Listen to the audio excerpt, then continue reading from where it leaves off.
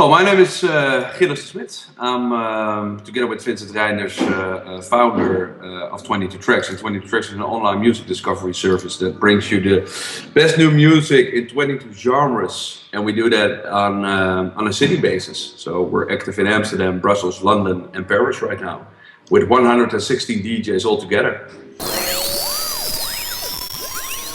Well, I think our USP is being the fastest out there. So besides showing what's hot in a certain genre, where you'll be able to find new music more easy than any other service, because our DJs select this for you. I think we're faster than any other service, and besides that, we're also looking towards sometimes other music than is available on these big services like Spotify or Deezer. So you could discover new artists which don't have a contract yet on 22tracks. Currently, we have around 500,000 unique listeners each month. And yeah, how big is that audience? I think it's as big as everybody who loves music. We could reach out to them. So I think the growth or the wideness of the audience is as big as people will still be listening to new music. So yeah, I think it's endless. Currently, we have all these early adopters and trendsetters who found out about us, and they told their friends. And now it's up to us to make sure that other people will discover it as well. And we will need to do some marketing. So we're going to do that in 2013. The biggest part of our revenue is coming from advertisers, where we in every city have a branded playlist. It's our 23rd playlist, which we put in front of the 22 genres. And whenever you type in 22tracks, we have a look at where you are and we serve you towards the nearest city. So when you're typing it in the Netherlands, you'll go to Amsterdam and you'll first end up in the branded playlist. Currently, that's a branded playlist by 50 Cent, who just brought out a new headphones, trying to compete with Dr. Dre and Beats by Dre. So you end up in that environment, and that's quite amazing, because we have an advertising model where we try to tell the story of the campaign by music.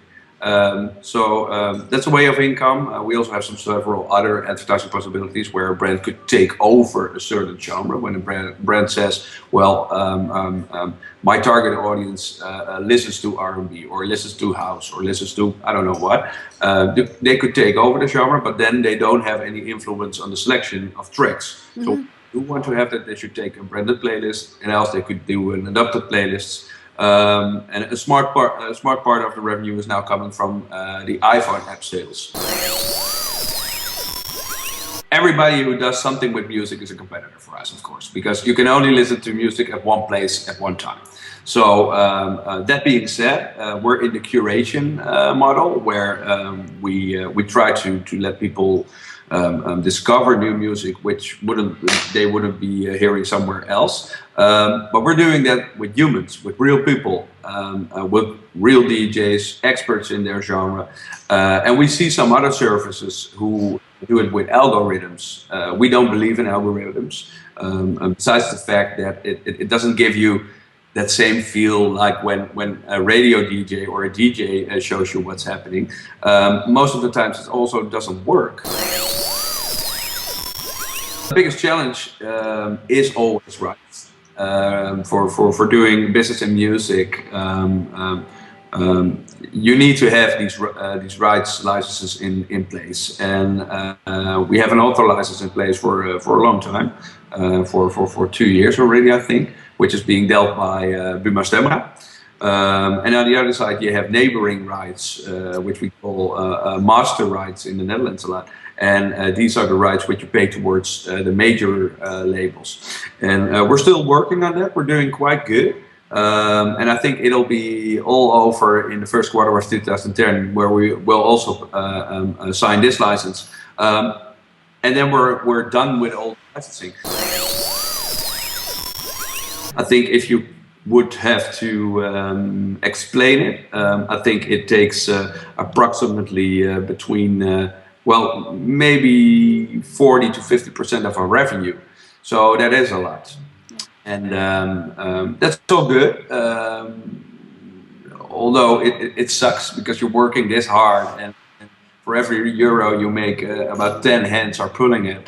But we always said from start, and that's because we're really close towards the music industry as well. We know a lot of these artists, and we know how much time they invest to make.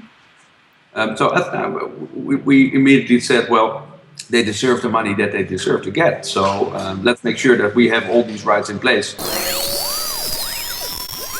When we started out, people said, "Oh my God, guys, don't do a music startup. Don't do this shit. This is going to be horrible. You'll have the first cease and desist letter within 2 days." We said, "Fuck it, we're going to do it." We see this huge pile of music which is coming out, but nobody tells me what I should listen to. So we just started, and that's my advice towards every entrepreneur or everybody who wants to start a company.